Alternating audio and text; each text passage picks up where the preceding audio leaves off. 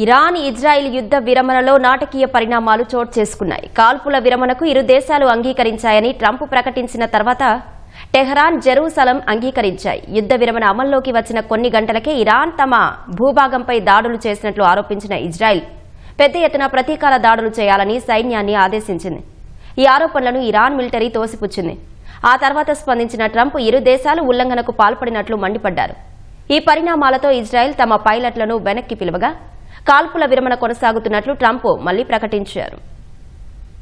12 రోజుల భీకర పోరు తర్వాత నాటకీయ పరిణామాల మధ్య ఇరాన్, ఇజ్రాయెల్ మధ్య కాల్పుల విరమణ అమల్లోకొచ్చింది. ఇరాన్పై దాడులకు వెళ్లిన ఇజ్రాయెల్ యుద్ధ విమానాలు ట్రంప్ సూచనతో వెనక్కి వచ్చాయి.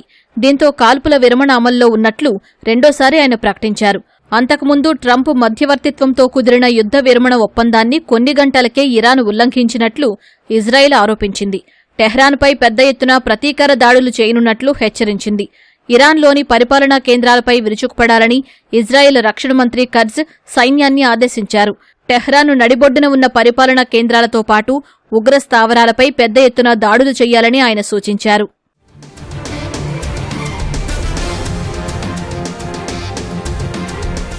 ఇరాన్ వైపు నుంచి క్షిపణులు దూసుకురావడంతో ఉత్తర ఇజ్రాయెల్లోని పలు ప్రాంతాల్లో సైరన్లు మోగాయి. భారీ పేలుళ్ల శబ్దాలు వినిపించినట్లు ఐడిఎఫ్ ప్రకటించింది. టెహ్రాన్ క్షిపణులను అడ్డుకున్నట్లు వెల్లడించింది. ట్రంప్ మధ్యవర్తిత్వంతో యుద్ధ విరమణకు అంగీకరించినట్లు ఇజ్రాయెల్ ప్రధాని బెంజమిన్ నెతన్యాహు ప్రకటన చేసిన తర్వాత కొంతసేపటికే ఇరాన్ వైపు క్షిపణులు దూసుకువచ్చినట్లు ఇజ్రాయెల్ ఆరోపించింది.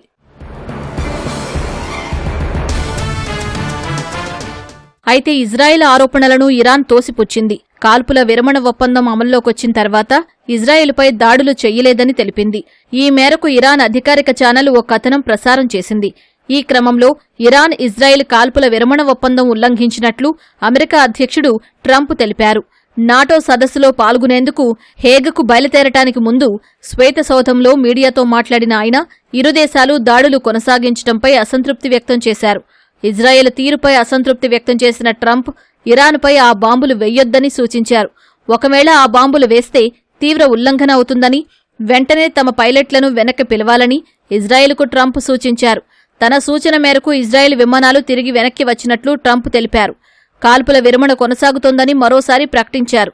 ఇరాన్ ఎప్పటికీ అణుకేంద్రాలను నిర్మించదని సామాజిక మాధ్యమం ట్రూత్లో పోస్ట్ చేశారు. మరోవైపు అమెరికా ప్రకటించిన కాల్పుల విరమణను ఇజ్రాయెల్, ఇరాన్ పాటించాలని తుర్కియే కోరింది.